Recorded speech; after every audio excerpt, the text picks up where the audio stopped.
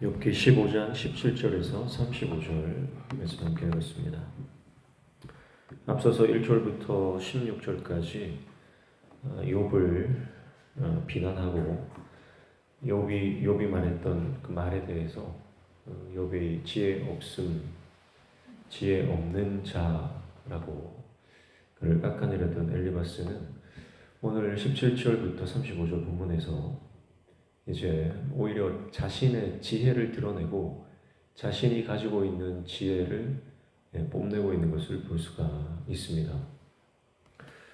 17절, 18절 보시면 내가 내게 보이리니 내게서 들으라. 내가 본 것을 설명하리라. 이는 곧 지혜로운 자들이 전하여 준 것이니 그들의 조상에게서 숨기지 아니하였느니라. 이렇게 말하죠. 이 지혜는 조상들에게서 전수받은 지혜입니다.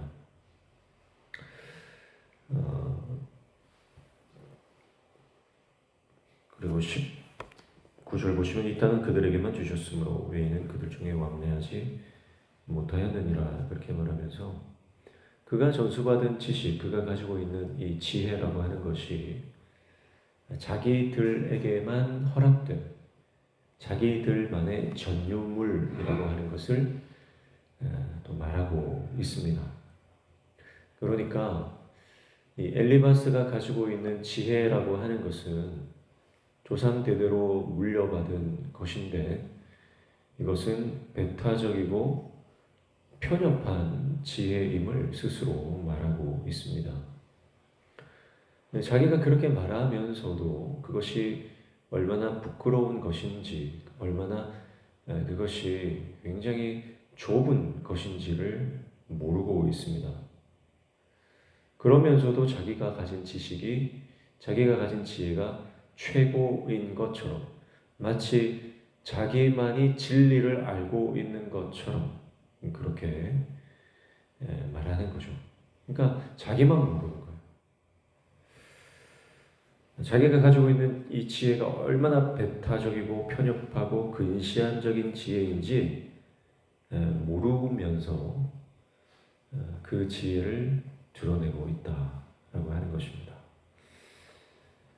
그러니까 여러분, 우리가 인생을 살아가면서 자기 고집, 나만 옳다, 배타적이고 확증 편향적인 이 지혜와 지식이 얼마나 위험한가, 그것을 다시 한번 생각하게 됩니다. 그런 자기 생각에, 자기 고집에 완전히 사로잡힌 사람들은요, 절대 다른 사람의 말을 듣지 않아요. 그리고 다른 사람의 입장에서 생각해 볼 수도 없습니다. 자기가 가진 지식이 전부라고 생각하고 그것이 진리처럼 여기면서 살아가는 사람은요, 자기 입장 외에는 다른 사람의 입장을 절대 생각할 수가 없는 거예요. 이런 사람들은 자기 말만 옳고 또 자기 진영에 있는 사람들, 자기 사람들만이 옳다라고 생각합니다. 그러니까 엘리바스는요, 철저히 배타주의자, 철저한 자기 고집에 똘똘 뭉친 사람입니다. 그러니까 그들만의 어떤 리그, 그들만의 그룹 속에서 그들만이 소유하고 있는 지식을 진리처럼 믿고 살아가는, 어떤 면에서는 진리를 따르는 사람이 아니라 대세를 따르는 인물이다, 이렇게 볼 수 있습니다. 당시의 규범적 지혜, 많은 지혜자들이 가지고 있었던 그 규범적 지혜, 틀 안에 갖춰진 지혜, 그것을 진리처럼 여기는 그런 흐름, 신학적 흐름, 주류 신학이 있었어요. 그것을 따르는 거예요. 그게 대세 아닙니까? 대세를 따르지 진리를 따르지는 않습니다. 사랑하는 성도 여러분, 우리가 따라가야 하는 것은 주류, 대세, 대유행, 다수결이 아니라 오직 진리인 줄로 믿습니다. 말씀만이 우리의 진리가 되는 것입니다. 아무리 많은 사람들이 그것을 믿고 따른다 해도요, 그 물결에 휩쓸리면 안 됩니다. 분위기가 그런데, 대세가 그런데, 수많은 사람들이 그렇게 따라간다고 해서 거기에 휩쓸려서는 안 되는 것입니다. 어떤 상황이든, 어떤 형편이든, 여러분, 우리는 끝까지 복음을 붙들어야 됩니다.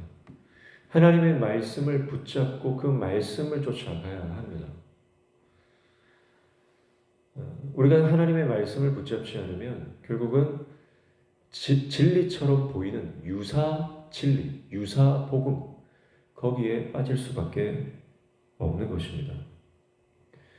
그래서 내가 정말 이 복음을 알고 복음을 믿고 이 진리 안에 사느냐 하는 것은요, 결국은 삶의 태도로서 드러나게 되는데요. 하나님의 말씀, 진리이신 복음을 우리가 붙들고 살아가면요, 이 복음 안에 있는 사람, 말씀 안에 있는 사람, 은혜 안에 있는 사람은요, 얼마나 겸손한지 몰라요. 그래서 복음 안에서는요, 그 누구도 교만할 수 없습니다. 은혜 안에 있는 사람은 늘 자신의 연약함과 자신의 부족함이 보입니다. 말씀을 붙들고 살아가는 사람은요, 날마다 말씀 앞에서 자신의 모자라는 것이 보이는 거예요. 그래서 늘 진리 편에 서 있는 사람은요, 그 말씀을 누구에게 적용하느냐? 자기에게 적용합니다. 은혜의 사람은 하나님의 말씀이 들려질 때 그 말씀을 자기한테 적용해요. 그러나 은혜 바깥에 있는 사람, 진리를 붙들지 않고 복음을 붙들고 살아가지 않는 자기 생각에, 자기 고집에 사로잡힌 사람은요, 말씀을 들어도 그 말씀을 다른 사람에게 적용하는 거예요. 자신의 연약함과 자신의 부족함을 보지 못하고 다른 사람의 죄를 들추어내는 것으로 말씀을 사용합니다. 그래서 타인의 죄, 그러니까 형제의 속에 있는 들보가 보이는 거예요. 사실은 객관적으로 봤을 때는 자기 안에 그 들보가 들어있고 형제에게는 티끌이 들어있을 뿐인데 자기가 볼 때는 그 형제의 티끌이 들보처럼 보이는 거예요.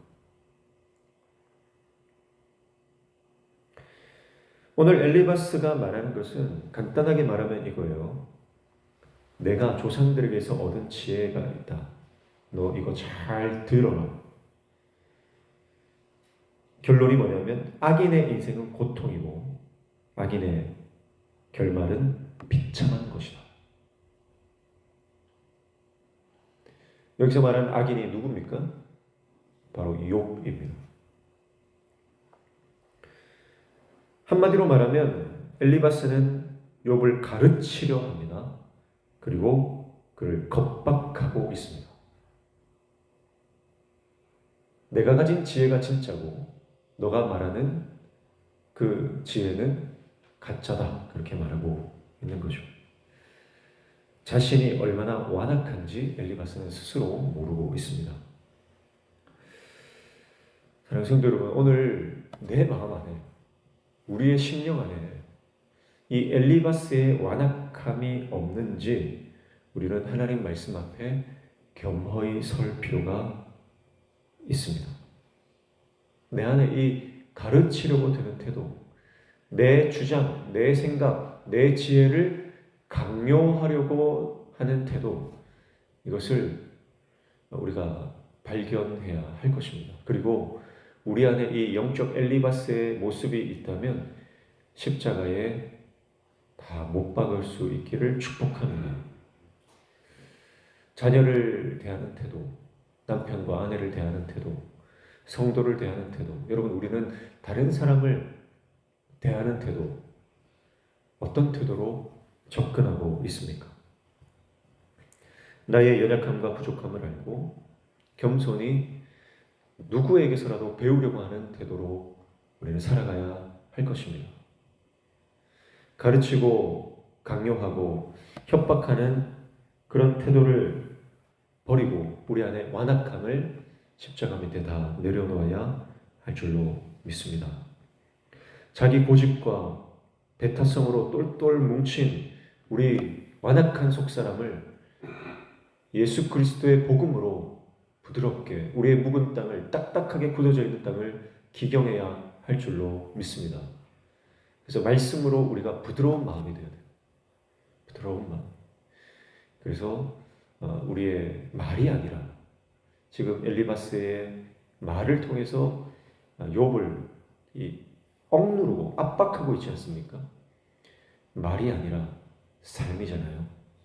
그래서 오늘 저와 여러분이 그런 언어 폭력, 엘리바스는 지금 언어 폭력을 사용하는 거예요.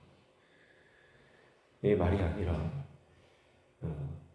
삶과 행동으로 하나님의 사랑을, 복음을 증거하고 드러내는 삶으로 겸손한 하나님의 종으로 쓰임받는 저와 여러분 되시기를 주님의 이름으로 축복합니다. 기도하겠습니다.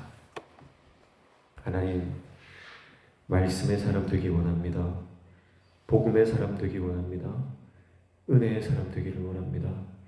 우리를 불쌍히 여겨주셔서 엘리바스와 같은 완악한 마음 우리 안에 들어 있다면 십자가 앞에서 다 내려놓고 오직 말씀 붙잡고 나아가는 하나님의 종되게 도와주시옵소서. 오늘 이 아침에도 말씀 붙잡고 기도할 때 우리 기도에 응답하여 주시며 우리의 삶의 모든 막힌 문들이 열려지는 형통의 은혜를 허락하여 주시옵소서. 예수님의 이름으로 기도하옵나이다. 아멘.